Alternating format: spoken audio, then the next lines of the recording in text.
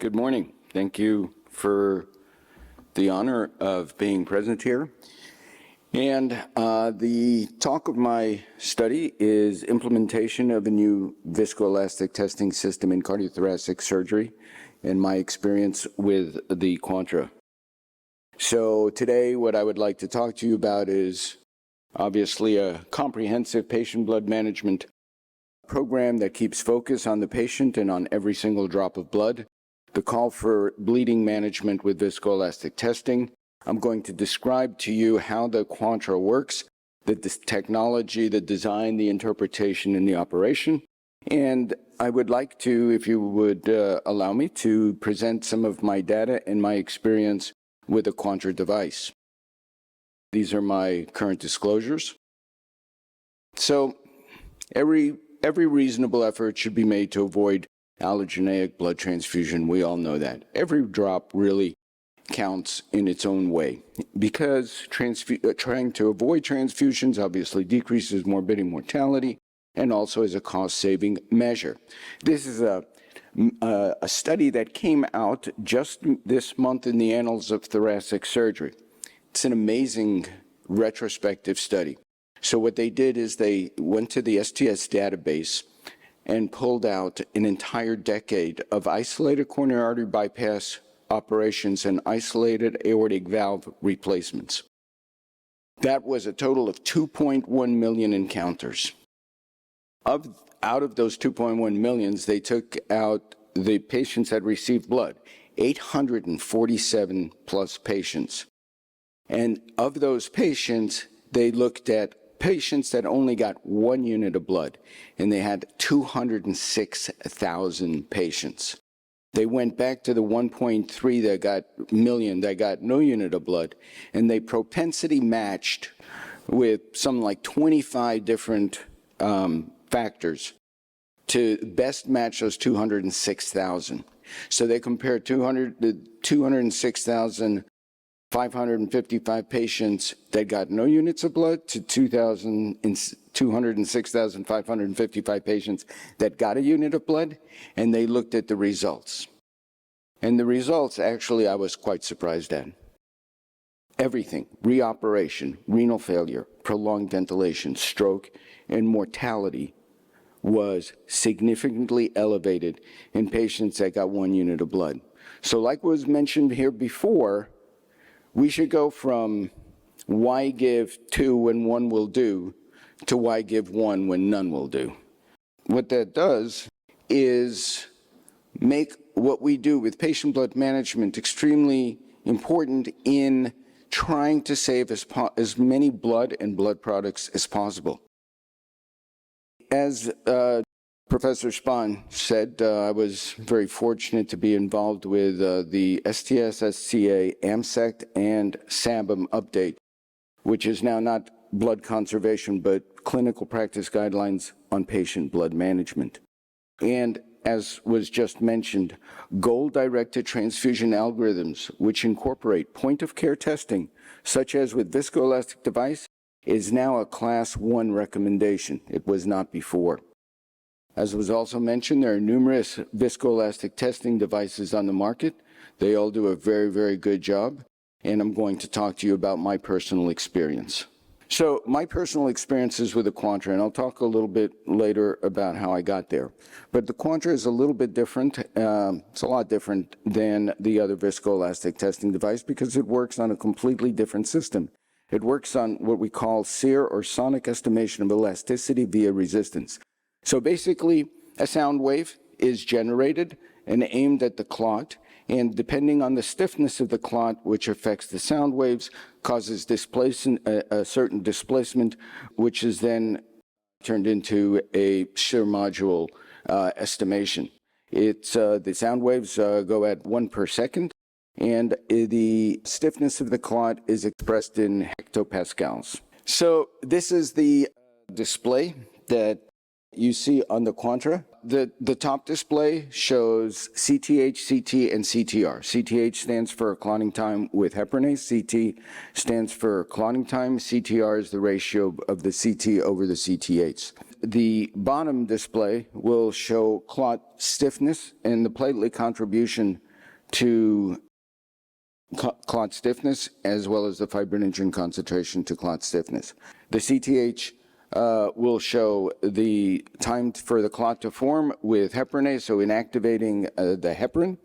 So if you, and the CTR shows the presence of heparin if your clotting time is significantly higher than your clotting time with heparinase. On the bottom, obviously, the platelet contribution to the clot stiffness could denote a platelet deficiency, and the clot stiffness due to the fibrinogen will show a fibrinogen deficiency. The best thing about viscoelastic testing, and especially this device, is the speed in which we get the results so that we can treat the patient much more on time.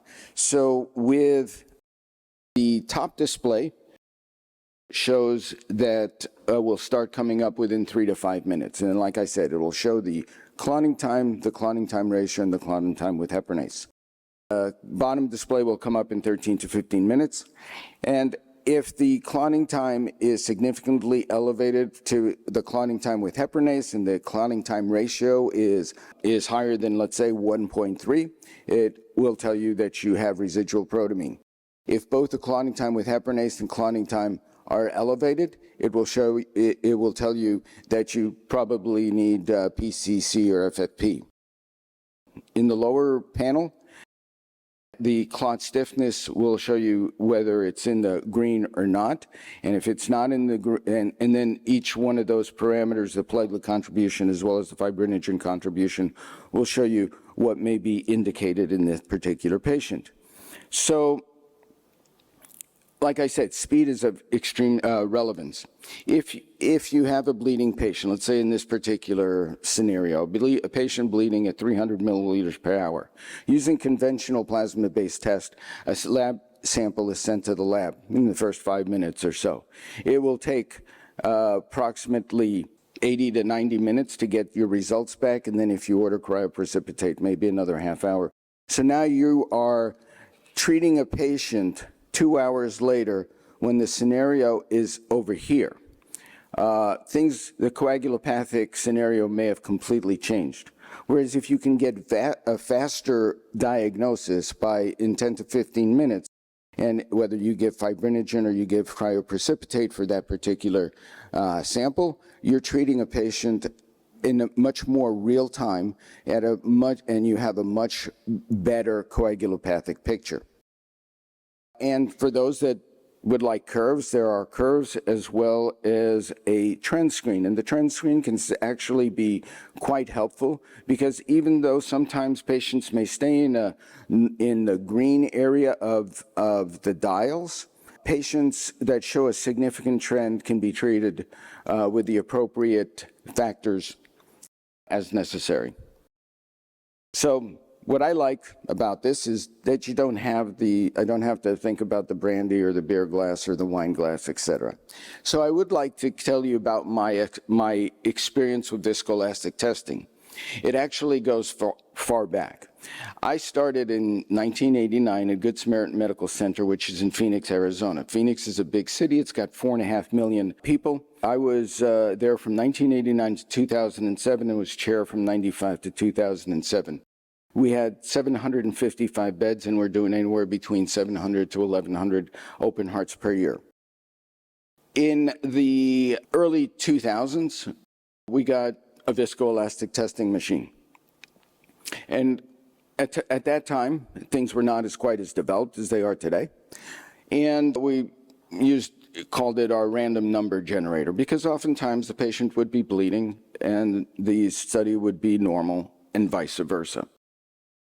In 2007, I was recruited to a beautiful town in Arizona called Prescott, much smaller place, population of 1/20th of Phoenix, and been the chair there since I arrived in 2007. And we have 200 beds, about 220 to 250 hearts. We do not do ECMO and transplants. So I was responsible for deciding whether we should have whatever I started the program. There was no heart surgery before then, so I basically had the run of the house. When I looked at viscoelastic testing at that time, I did not feel that it was a wise use of my money because of my previous experience in the early days of viscoelastic testing. But I've been very involved with patient blood management since then. Towards 2017, 2018, it was obvious that viscoelastic testing had significantly improved, and I felt that it should be part of any concerted cardiac surgical PBM program. So in 2019, I asked the two companies that were on the market to come and demonstrate their machine. And we were about ready to make a decision. Both those devices worked very, very well. But I heard that there was a new device coming on the market, but it was not necessarily ready yet. So I waited a couple of months until I got approval, and I tested that. And I would like to show you my very first patient of how viscoelastic testing can help, as well as a second patient once you get comfortable with viscoelastic testing. So my first patient just happened to be a reoperation on a double valve, aortic valve, mitral valve procedure. And you would expect that that's going to be a bloody operation. The patient's platelet count was normal. The PTT was normal. This was the first panel I ever saw on the Quantra. And you'll notice that the CS, the clot stiffness, is below normal. It's below the green sign, and it looks like it's secondary to the platelet contribution for clot stiffness. So I ordered a unit of platelets before we started the operation, because if I'm going to believe this, I'm going to give this patient platelets. I almost routinely use autologous normovolemic hemodilution, so we had 2 units available. When we were on pump, this is the display that we got. So the CTH was in the normal range. Obviously, we're on cardiopulmonary bypass. We're over-heparinized. There's no clot detected in the CT. But once again, the clot stiffness was severely reduced, secondary to the platelet contribution. We came off pump. I gave the 2 units of ANH. I gave the platelets that I already had ready so I could treat the patient right there at that time. And the chest tubes, while we were in the operating room, we're putting out about 150 cc's. You'll notice here it's 11:36 in the morning. So I ordered 2, with this result, I ordered 2 additional platelets, and I gave one unit. And we waited in the OR, and now everything is normalized. It's 12:23 p.m. on September 30th, 2019. Chest tube stopped draining. Obviously, the Quantra showed that it returned to normal. I took that patient with my 3rd bag of platelets to the intensive care unit and repeated another Quantra. And once again, everything is in the green. The chest tube was minimal, and I was able to return that unit to the third, second unit of the second ask for platelets, to the blood bank.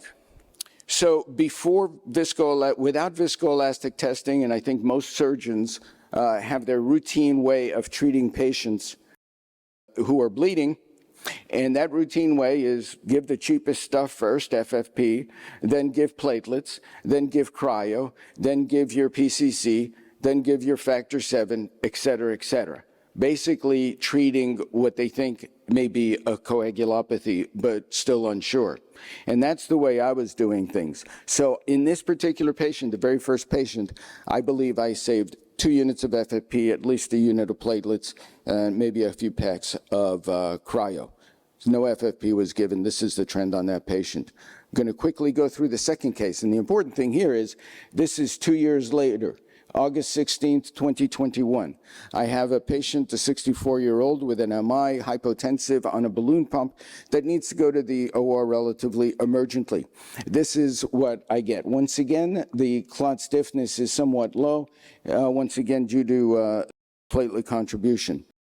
In the immediate postoperative period, so this is at 10:49, I see that our CTH and CT is elevated. The INR, the ratio is less than 1.3, and the clot stiffness is low, significantly due to platelet contribution. The patient was having diffuse oozing, 200 cc's in the chest tubes within 30 minutes. I transfused 1 unit of platelets, 2 units of FFP, and transferred the bleeding patient to the intensive care unit, where normally I would have waited in the operating room. This will show you that at 128, obviously the patient is still bleeding. Obviously the Quantra result is still significantly elevated. I continue to give platelets and FFP at 1539, so we go by 349, but 1539, I can see that my blood loss is significantly decreasing. Now my Quantra is back to normal, and no treatment over the next several hours and into the night.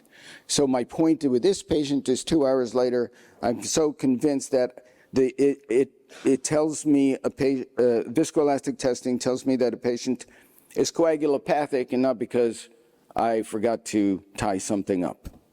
So after having this new device in our hospital, I think we were the second or third hospital in the U.S. to have this device.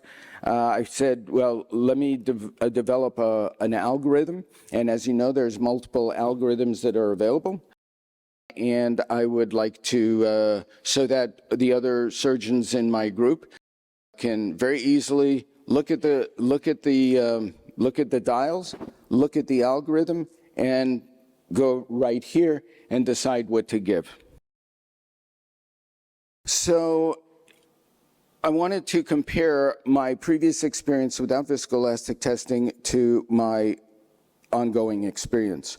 So we did a study that we looked at all open heart patients, including multi-valve operation, cabbages, redos, aortic repairs, dissections. Once again, we don't do ECMO or transplants at my institution. And I looked at 64 propensity-matched patients, pre-viscoelastic testing and post-viscoelastic testing. This was actually just published this week in the Journal of Cardiothoracic Surgery.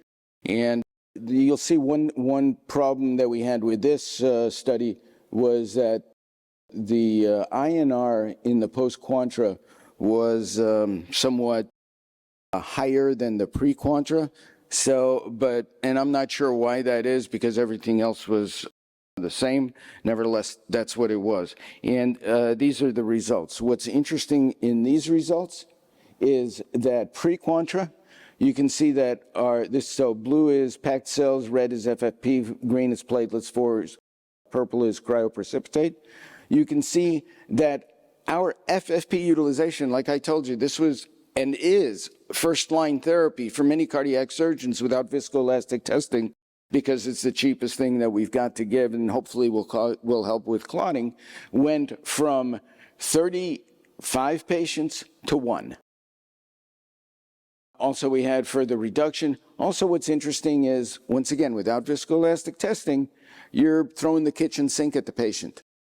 So this is the number of types of blood products that you use. So whether you used just red cells or just FFP, you would be in this category.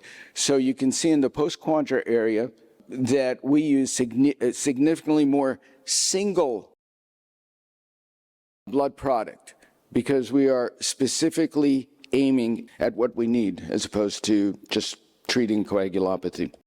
And then we looked at the money that we saved on just 64 patients, and you can see that 64 patients, we saved $40,000. So that was quite good, I think.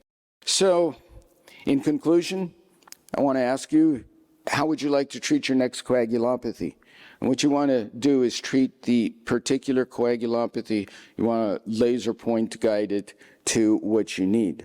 Still, with the STS and multiple other societies using making viscoelastic testing a class 1 recommendation, I would say that at least half of the open heart programs that I know either don't have viscoelastic testing or have viscoelastic testing and not using it effectively. But hopefully that will improve. So thank you very much. It's a pleasure to be here in Greece. Thank you.